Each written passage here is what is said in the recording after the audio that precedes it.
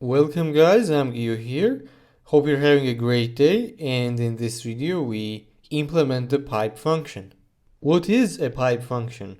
Well, the pipe function itself is really useless. It is only used when we want to compose different functions together in a linear way. If we want to transform a value into something else and we have some multiple steps, we can represent those steps into functions and then chain them together with pipe function. So basic idea is that we have some initial input, it goes through the first function, we get the result, and then result is passed to second function. We get the result, then the result is passed to third function, and so on until the last function, and then we receive the output.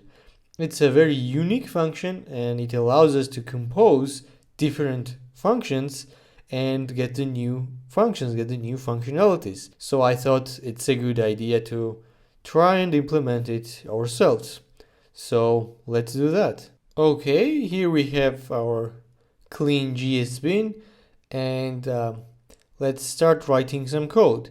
But let's first think about what parts this pipe function contains. So first part is that somehow we need to pass in the list of our functions that the value has to go through.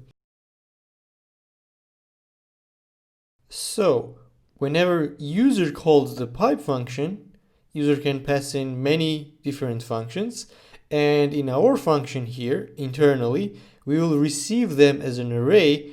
Now it's not enough because after we pass in the list of functions, we need to somehow pass in the value. So what we're going to do here, after this call, we will return another function.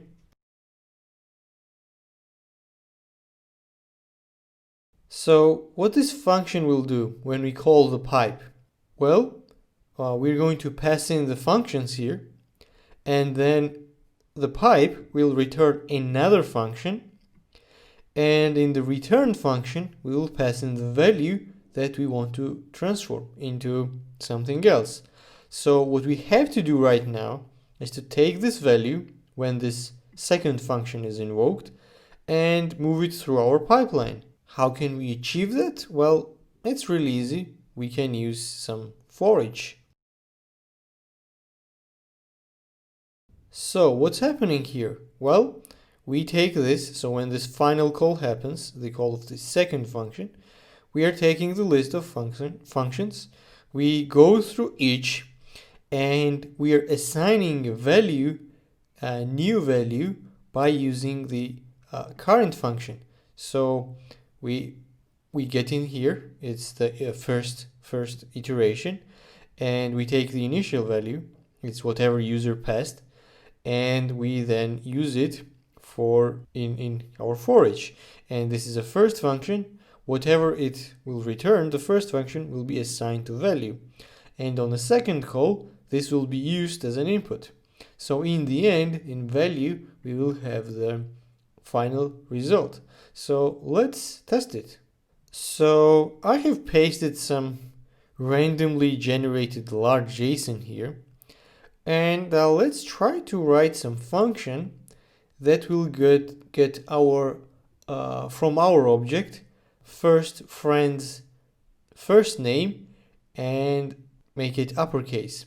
So what we want to do is when we run this function, whatever we will generate with pipe, should take this data and return our first friend's first name and make it uppercase.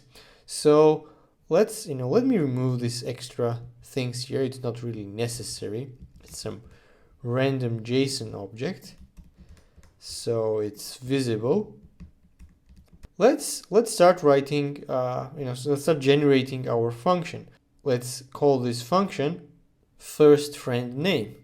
So let's call it first friend name, and now we are about to use pipe function.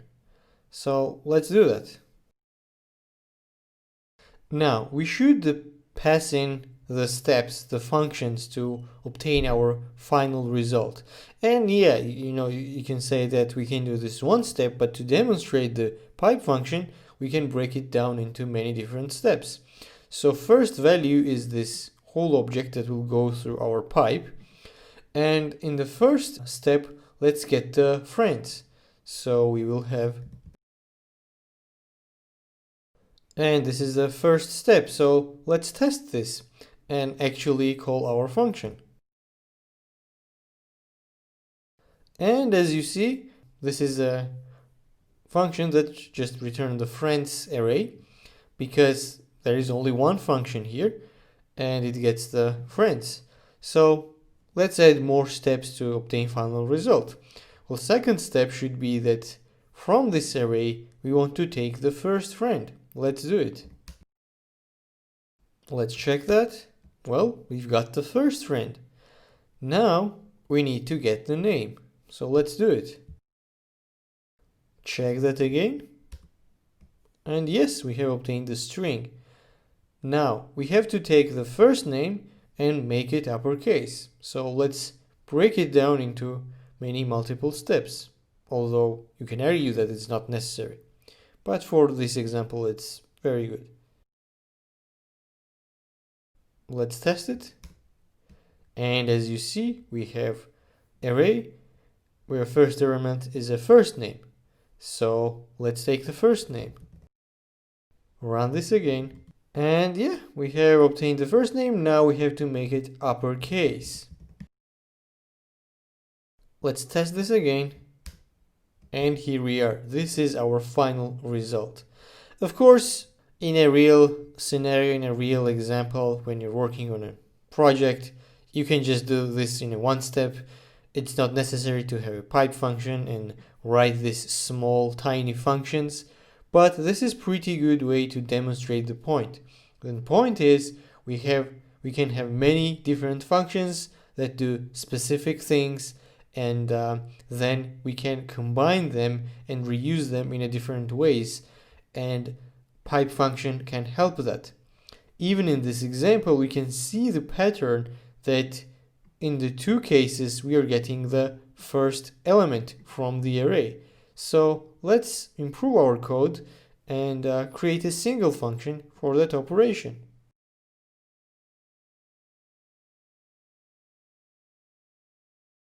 Let's test this. And as you see, we've got the result. Even in this simple case, we can see that how the same function can be used to have a different meaning in different step. And the pipe function is very, very useful function. And usually you will be using it with some library with Ramda or low-fp, but here we see how we can implement the pipe function. Now we can push this example further and make some changes to our implementation. So if you really think about this, we are taking the list of functions and a value, a separate value, but the key here is that we take the list of functions and we are transforming it to something else. And this should be hinting you that when we are taking a list and making something from this list, it's a good place to use a reduce function. And that's exactly what we're going to do right now.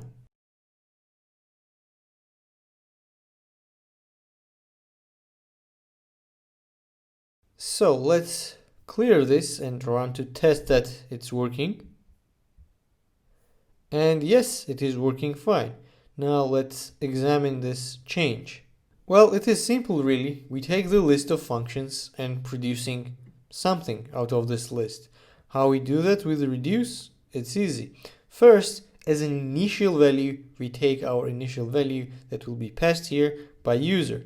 Then on every step for each function, we will return the result of calling a current function with the result of last function, which initially will be this value. That way, in the end, we will receive transformed result. So the value will go through all these functions in our pipe, and in the end, we will receive this result that we have achieved here. Is this necessarily better than the previous version? Well, you can argue that it isn't, but for me personally, functional programming is all about patterns and thinking in terms of composition and breaking problems down into sub-problems and identifying the common patterns. And common pattern here is that whenever we have some list and we want to produce some other value based on this list, it's good place to use the reduce. And most of the time this happens to be true. We can use reduce and it's very, very effective. So once you have these patterns in your head and you're thinking in terms of these smaller functions and then reassembling them, it's very easy, not in terms only of readability, but also when you're implementing the new solution. When you think in terms of the small patterns, small functions, and then you try to compose them, you always find that all these small parts can be reused in very interesting ways. And also personally, I think that this solution is more elegant and beautiful than the first one. And so this is how pipe can be implemented. But of course, in a real project, you don't want to be implementing these functions yourself, because it's always a good idea to use some tested library like Lambda.js or Lodash.fp. I use both on different projects. And I think that's what you should do if you're trying to use these functional programming techniques. So that's it for this video. Hope you enjoyed it. Click the like button, subscribe, and share it with your friends.